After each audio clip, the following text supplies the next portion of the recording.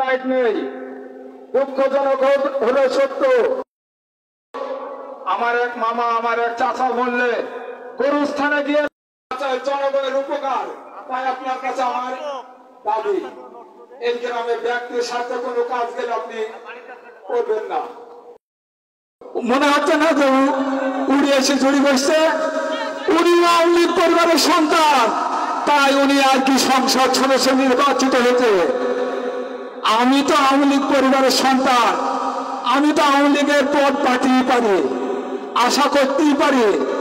আপনার কাছে আমার এটুকু অনুরোধ, কোন নেতা কি বুঝাবে আপনাকে আমি নির্বাচনে প্রমাণ করে দিয়েছি। আর একটি দুঃখজনক হলে সত্য, নেতা নেই আমার পেছনে।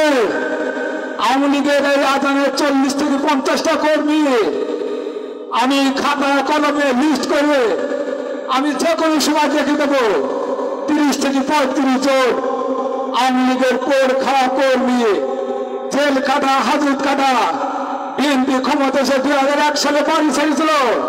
পশ্চিমপাড়া রফিকুল, পশ্চিমপাড়া আজগর, দক্ষিণপাড়া আলম, দক্ষিণপাড়া জালাল, আলাল জালালের অগণিত মামলা, রফিকুল আজগরের অগণিত মামলা, পরখা নেতা, সকল নেতাকে আমি সকল কর্মীকে নিয়ে আপনার নির্বাচন পার করেছি। আগামী দিনে আওয়ামী লীগের যে কোনো নির্বাচন, যে কোনো প্রোগ্রাম সফল করার জন্য আমার কর্মীরা প্রতিশ্রুতি দেবে, শ্রম দেবে, অর্থ দেবে নিঃস্বার্থে।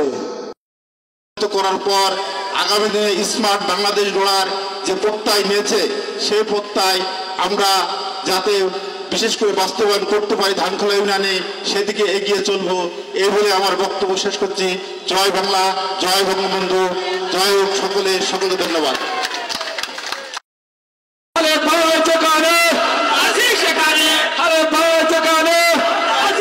জানাই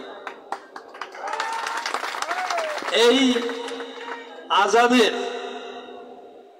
আপনারা যারা সংগঠনের দায়িত্বে আছেন,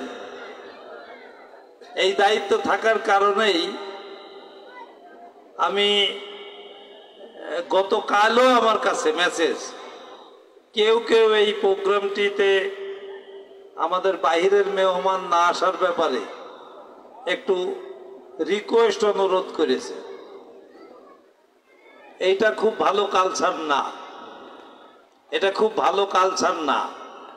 আমি নির্বাচিত হয়েছি, আমি নির্বাচিত হওয়ার পরেই আমি বক্তব্যে অনেক জায়গায় বলেছি যে যারা আমার মার্কা আনারসে ভোট দিয়েছেন আমি তাদের চেয়ারম্যান, যারা অন্য কোনো প্রতিপক্ষ ক্যান্ডিডেটের প্রতীকে ভোট দিয়েছেন আমি তাদেরও চেয়ারম্যান, আবার যারা ভোট বর্জন করেছিলেন আমি তাদেরও চেয়ারম্যান।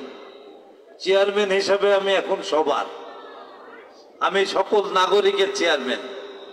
আর যখন আমি দলের কর্মসূচিতে থাকি, প্রোগ্রামে থাকি, দলের যখন নীতি আদর্শ সংগ্রাম ঐতিহ্যের সঙ্গে আন্দোলন সংগ্রামে থাকি, তখন আদর্শের ক্ষেত্রে কোনো ছাড় নাই। বাংলাদেশ আওয়ামী লীগ, বঙ্গবন্ধু, জাতির পিতার কোন মেগা প্রকল্প যেগুলো আর কারোর পক্ষে সম্ভব ছিল না, বঙ্গবন্ধুর কন্যার পক্ষেই সম্ভব হয়েছে। বাংলাদেশের এই উন্নয়নের বাংলাদেশ, স্মার্ট বাংলাদেশ গড়তে, সেই ক্ষুধামুক্ত, দারিদ্র্যমুক্ত বঙ্গবন্ধুর স্বপ্নের সোনার বাংলাদেশ গড়তে ইনশাল্লাহ আমরা আগেও ছিলাম, বর্তমানেও আছি। আপনাদেরকে সাথে নিয়ে সেই কাজটি ইনশাল্লাহ আমরা করে যাব।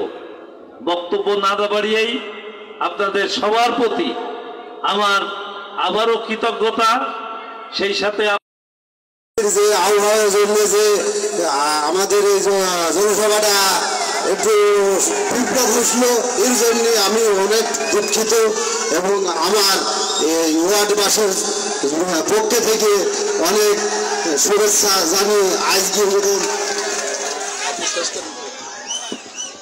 আমাদের সভাপতি সাহেব সমাপনী বক্তব্যের মাধ্যমে আমাদের সংগঠনের অনুষ্ঠান শেষ হবে। সবাই আমার জন্য দোয়া করেন। ধন্যবাদ।